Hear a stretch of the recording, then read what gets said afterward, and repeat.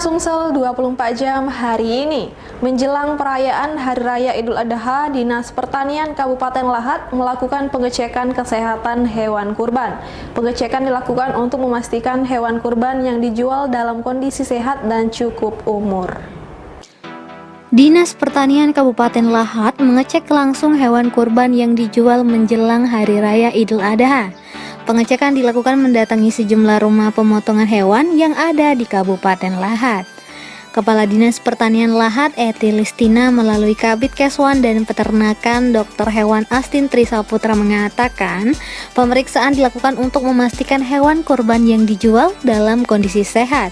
Untuk itulah, pihaknya melakukan pemeriksaan dari sisi umur, mulut, hingga kesehatan hewan. Dirinya juga meminta kepada warga untuk lebih selektif dalam membeli hewan kurban. Dalam rangka Idul Adha ini, pemeriksaan hewan kurban yang ada di Kabupaten Lahat.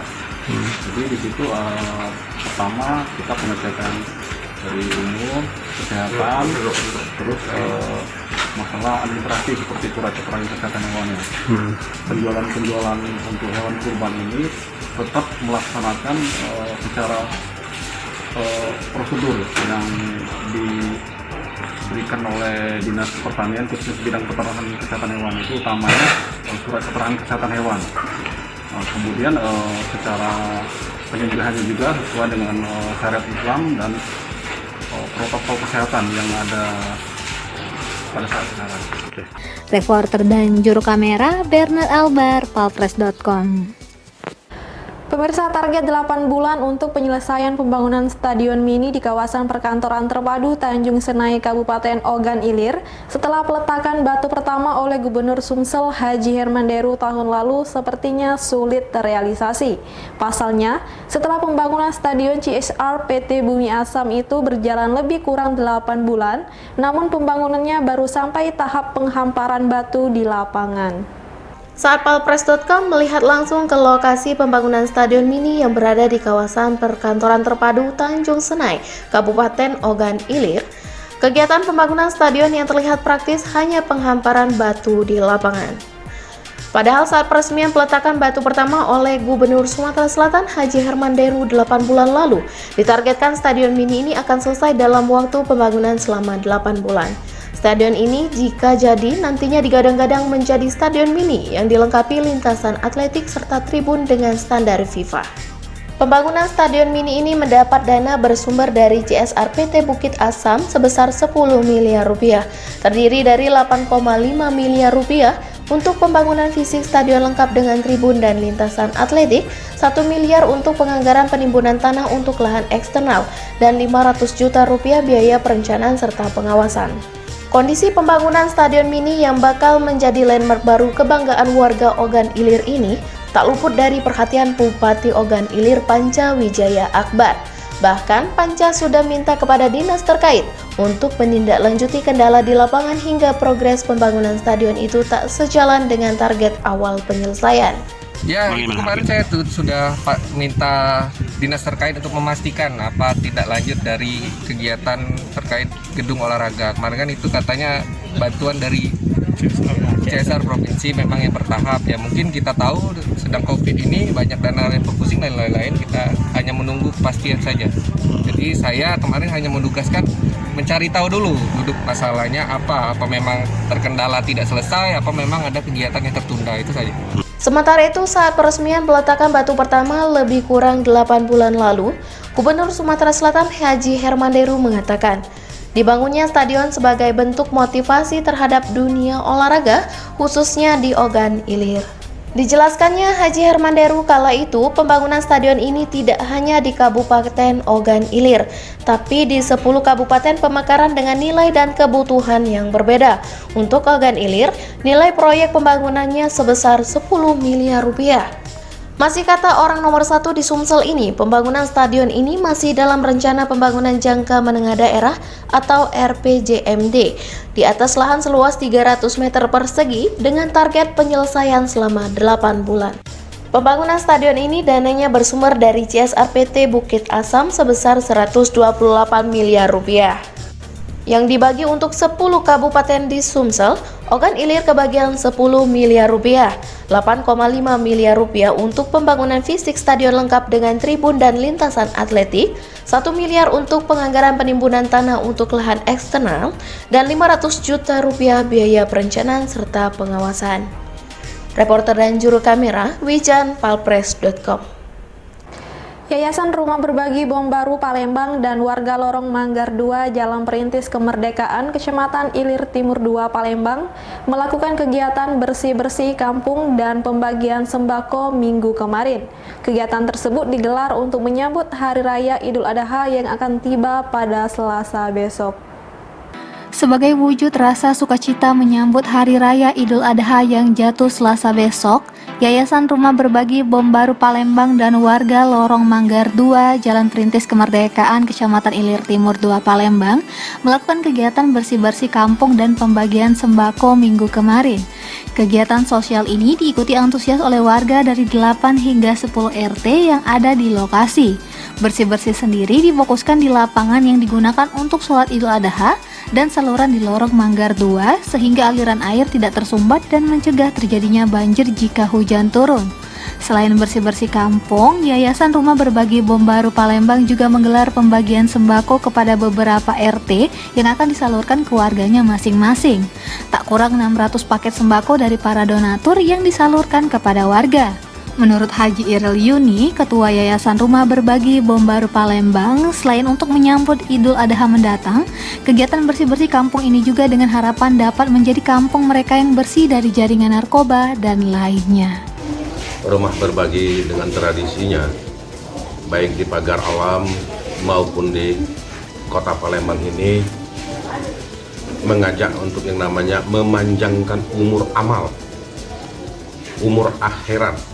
Karena umur duniawi kita ini sudah ada batas dan ketentuannya.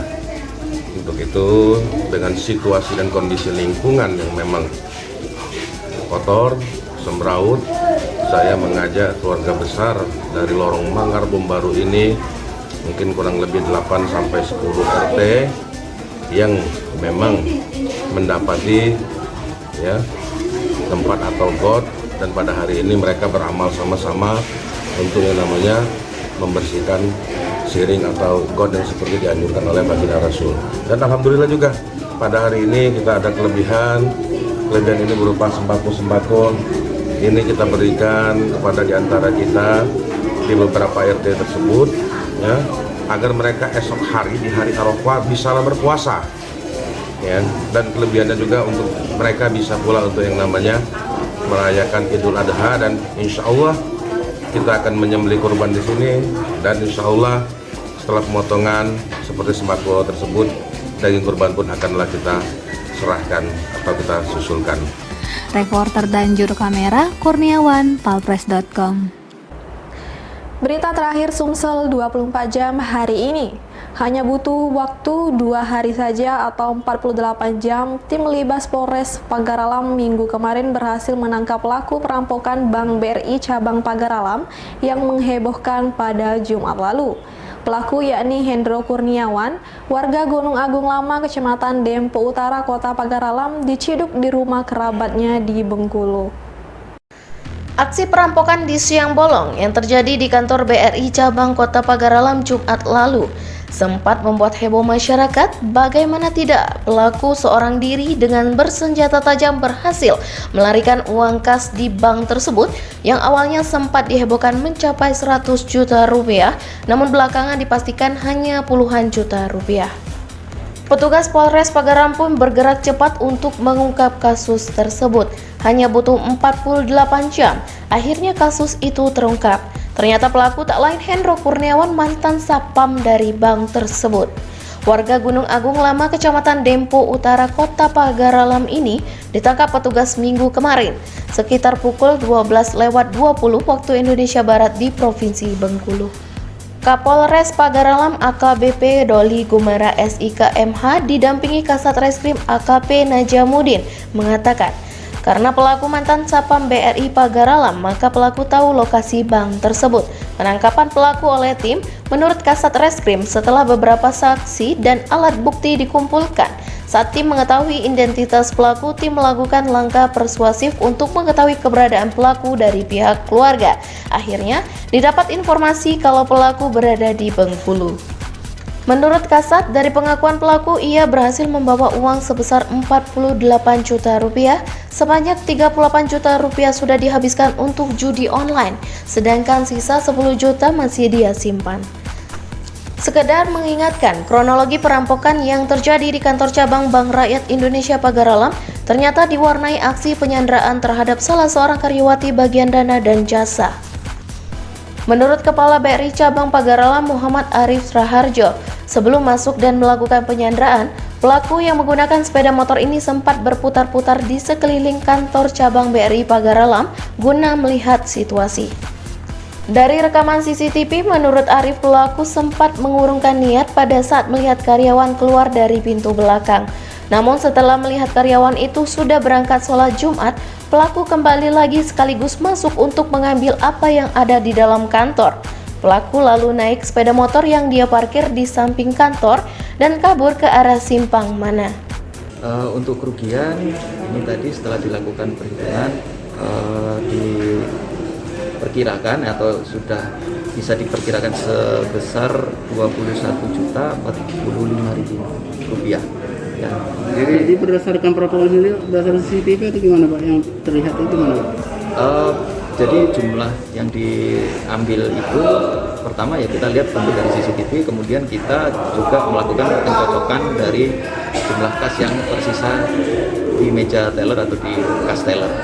Setelah dilakukan pencocokan dan dilakukan perhitungan ulang, ternyata ditemukan jumlah yang benar-benar hilang atau diduga terjadi perampokan itu tadi sejumlah 21.045.000 rupiah. Reporter dan juru kamera Eko Wahyudi, palpres.com. Demikianlah berita Sumsel 24 jam hari ini. Saya bersama tim redaksi Sumsel 24 jam mengucapkan selamat Hari Raya Idul Adha 10 Zulhijjah 1442 Hijriah. Saya Sri Devi, sampai jumpa.